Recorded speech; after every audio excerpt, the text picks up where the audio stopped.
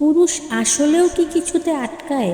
একটা মহিলা তার নিজের কিডনি দিয়ে দিছে, তার জীবন দিয়ে দিতেছে একটা মানুষের জন্য, আর সে কিনা পরকীয়ায় লিপ্ত হয়েছে আরেকজনের সাথে, আর ওই মহিলাকে মারধর করতেছে শুনলাম। মানে এগুলাও কি মানা যায়? মানে একজন, আমরা শুধু বলি যে আমি তোমার জন্য মরতে পারি, তোমার জন্য সব করতে পারি, সে তো কইরা দেখাইছে, তারপরও তার স্বামীকে আটকে রাখতে পারে নাই। আর সব দোষ কি শুধু তার হাজবেন্ডেরই? দোষ আমাদেরও তো আছে, তাই না? কারণ একটা পুরুষ পরকীয়া করতে কোথায় যায়? আমাদের মতো কিছু মেয়েদের কাছেই তো আসে। তো আমরা যদি তাকে পারমিশন না দেই, তারা, আমরা যদি অ্যালাউ না করি, তাহলে কি তারা কখনোই পারবে পরকীয়ায় লিপ্ত হইতে?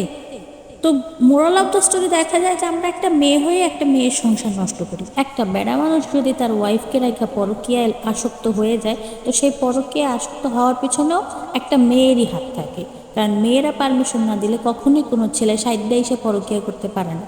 তো ছেলেদের দোষ দেওয়ার আগে আমি মনে করি যে আগে মেয়েদেরকে ধরো যারা পরকীয়া করতেছে। আরেক বেডার বউরে মারধর করা, তারপর তার কাছ থেকে যে তার কাছে চলে যাওয়া, এগুলো করে কি তুইও কোনোদিন শান্তি পাবি? মানে শেষ জবানায় পৃথিবী এখন জাহান্নাম হয়ে গেছে।